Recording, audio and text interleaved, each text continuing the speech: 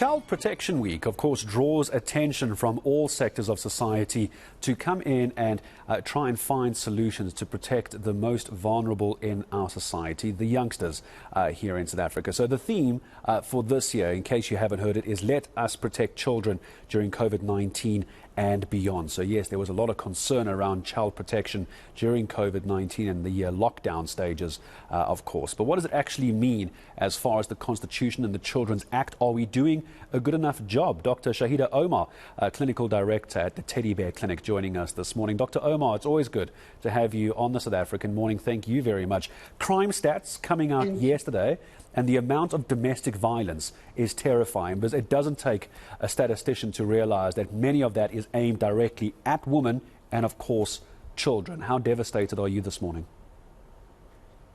Well, I think we just need to realize that since 1993, we've started this campaign of Child Protection Week.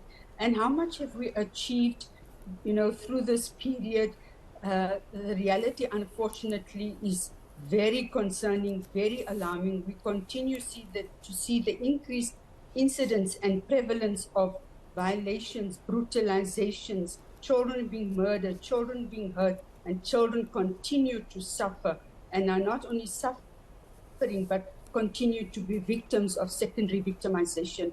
So working within the child protection sector, this is indeed a very, very concerning situation that needs to be addressed swiftly, immediately, and urgently. And having Child Protection Week is not the solution.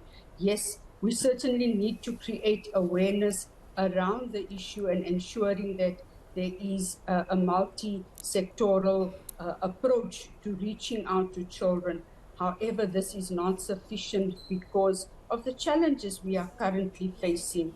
We see children not only being murdered, but children disappearing on a daily basis. Just looking at the number of children that are abused, 1 in 3 girls, 1 in 5 boys under the age of 18, and that children continue to be most vulnerable, going to school, coming back from school, even you mentioned the domestic violence issue, where home and school are supposed to be the places of safety. Unfortunately, these places of hope are not the places where children remain protected and cared for.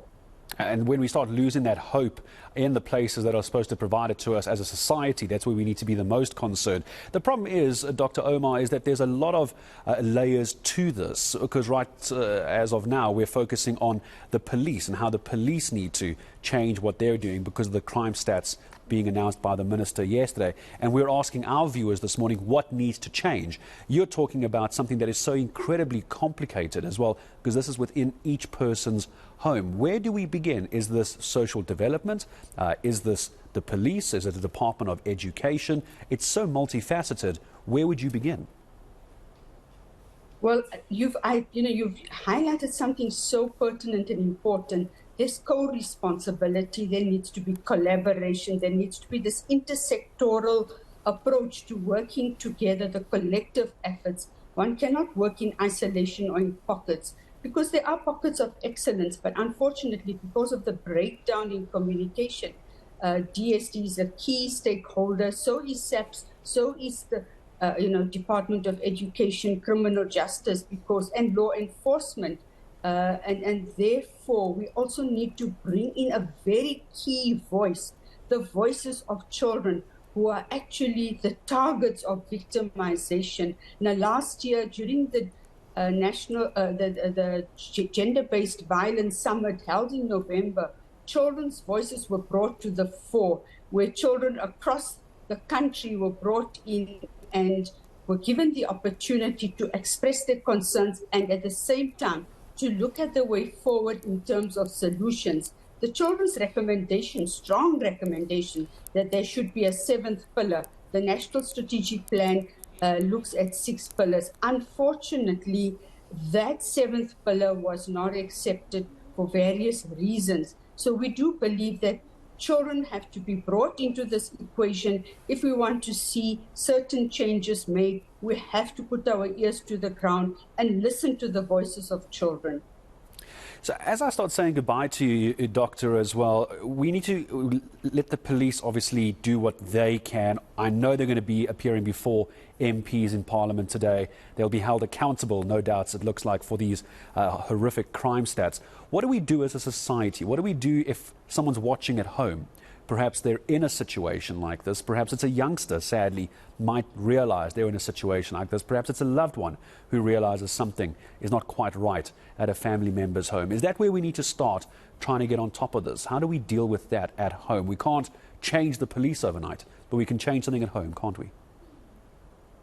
Absolutely. So it is, imperative that everybody realizes that child protection is not my business, not your business. It's our business, that everybody has to assume this responsibility and report to the FCS unit, the Family Violence Child Protection Sexual Offences Unit, or designated child protection organization. But reporting is key, and failure to report would constitute a criminal offense.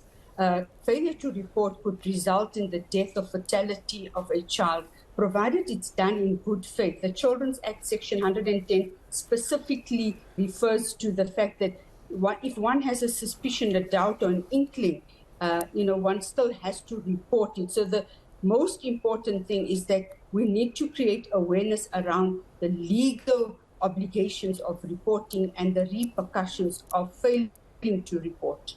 Yeah, absolutely. If you see something, don't ignore it, report it. It could be the difference between life and death, and that's not to be dramatic. We have the crime stats that came out yesterday. Doctor, I appreciate your time as always. Dr. Shaheda Omar, Clinical Director at the Teddy Bear Clinic, looking back on what is actually being done during Child Protection Week. It seems like there's a lot of effort, but is that enough? Is it effective? Of course, is the big question.